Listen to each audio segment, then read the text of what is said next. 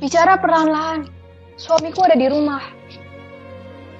Itu tak jadi soal. Apa yang Anda inginkan dariku? Penjelasan mengenai sesuatu. Kalau begitu cepat, tentang apa? Anda tahu, aku kira bahwa aku telah menerima surat pemberhentianku. Aku tidak dapat mencegahnya, Tuan Krogstad. Aku telah berjuang sekerasnya untuk berada di pihak Anda, tetapi tidak berhasil. Apakah cinta suami Anda kepada Anda begitu sedikit? Ia tahu bahwa aku dapat beberkan tentang Anda juga, tetapi ia berani mengambil resiko. Bagaimana Anda bisa mengira bahwa ia tahu sesuatu tentang itu? Aku sama sekali tidak mengira begitu. Tidak akan sampai begitu jauhnya orang seperti Thorvald Helmer yang kita sayangi itu dapat menunjukkan betapa besar keberaniannya. Tuan Krogstad, hormati sedikit suamiku. Tentu saja, dengan segala hormat yang ia patut terima. Tetapi sejak Anda menyimpan soal itu untuk diri Anda sendiri, aku berani mengira bahwa Anda sudah punya pikiran yang jauh lebih jelas daripada kemarin tentang apa yang sesungguhnya Anda perbuat itu. Jauh lebih banyak dari apa yang dapat Anda ajarkan kepadaku. Ya, memang aku hanya seorang ahli hukum yang bodoh. Apa yang Anda inginkan dariku? Hanya untuk melihat bagaimana keadaan Anda, Nyonya Helmer. Aku telah memikirkan tentang Anda sepanjang hari ini. Sebagai seorang juru bayar rendahan, seorang juru tulis, seorang laki macam aku ini. Namun dia pun masih memiliki apa yang biasa disebut perasaan. Anda tahu itu? Perlihatkanlah sekarang. Pikirkanlah anak-anakku yang masih kecil. Pernahkah Anda dan suami Anda memikirkan anak-anakku? Tapi tidak jadi apalah soal itu.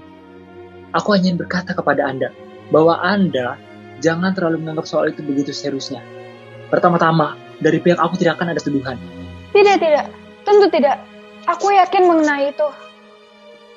Kesemuanya itu dapat diatur secara bersahabat. Tidak ada alasan setiap orang tahu sesuatu tentang itu. Itu akan tetap tinggal rahasia di antara kita bertiga. Suamiku tetap tidak boleh tahu apa-apa tentang hal itu. Bagaimana Anda sanggup untuk mencegahnya? Apakah aku akan tahu bahwa Anda dapat membayar sisa utang itu? Tidak. Tidak sekarang ini. Atau barangkali Anda punya suatu jalan keluar untuk menghimpun uang itu? Bukannya suatu jalan keluar yang aku maksudkan dapat digunakan. Baiklah, bagaimanapun juga hal itu tak ada gunanya bagi Anda sekarang ini. Bila Anda berdiri di situ dengan tidak banyak uang di tangan Anda, aku akan memberikan surat perjanjian dengan Anda.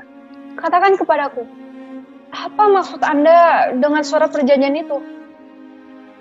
Aku hanya akan mempertahankannya, menyimpannya sebagai milikku.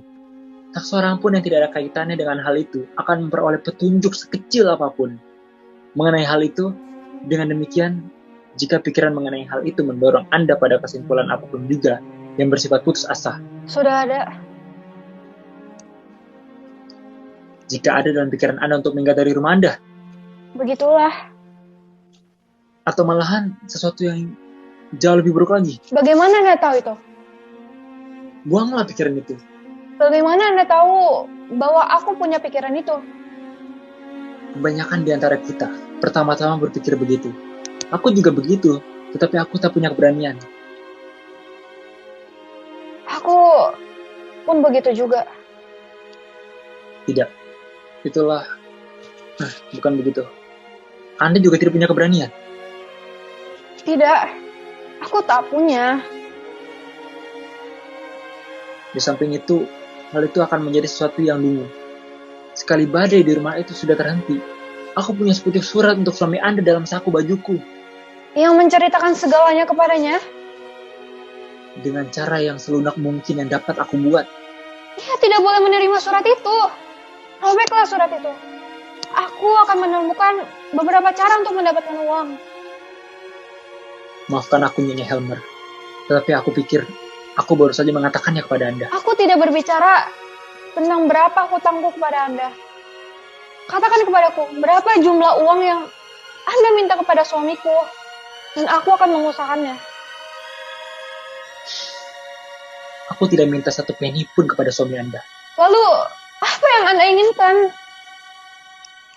Aku akan katakan kepada Anda, aku ingin memperbaiki diri sendiri, Nyonya Helmer. Aku ingin maju, dan dalam hal itu, suami Anda harus membantu aku. Untuk 1,5 tahun terakhir ini, aku tidak menyentuh apapun yang sifatnya tidak terhormat. Dan selama waktu itu, aku telah berjuang dalam keadaan serba terbatas. Aku telah puas untuk bekerja ke arah kemajuan selangkah demi selangkah. Kini aku ditendang keluar, dan aku tidak akan merasa puas apabila aku tidak dikembalikan dengan cara terhormat. Aku ingin maju. Aku katakan kepada suami Anda, aku ingin masuk lagi ke bank dalam kedudukan yang lebih tinggi. Suami Anda harus menyiapkan tempat bagiku. Itu tidak akan pernah ia lakukan. Dia akan lakukan. Aku kenal dia. Tidak berani membantah. Dan begitu aku sudah masuk lagi ke dalam bank bersamanya, maka Anda akan lihat, dalam 1 tahun, aku akan menjadi tangan kanan manajer. Niels Kokstad, dan bukannya Torvald Helmer yang akan memimpin bank. Itu adalah sesuatu yang tidak pernah akan Anda lihat. Anda maksudkan bahwa Anda akan... Aku kini punya cukup keberanian untuk itu. Oh, Anda tidak akan dapat nakut-nakuti aku. Seorang nyonya yang halus, manja macam Anda. Anda akan lihat. Anda akan lihat. Di bawah lapisan es barangkali. Tenggelam ke bawah air yang dingin, hitam seperti arang, dan kemudian pada waktu musim semi, muncul ke atas dan mengambang dalam keadaan rusak, dan tak dapat dikenal kembali, dengan rambut Anda yang telah rontok. Anda tidak dapat menakut-nakuti aku. Anda pun tidak dapat begitu kepadaku. Orang tidak akan berbuat hal macam begitu, Nyonya Helmer. Di samping itu, apa gunanya? Bagaimanapun juga, ia sama sekali akan berada dalam kekuasaan di tanganku. Sesudah itu, apabila aku sudah tidak lagi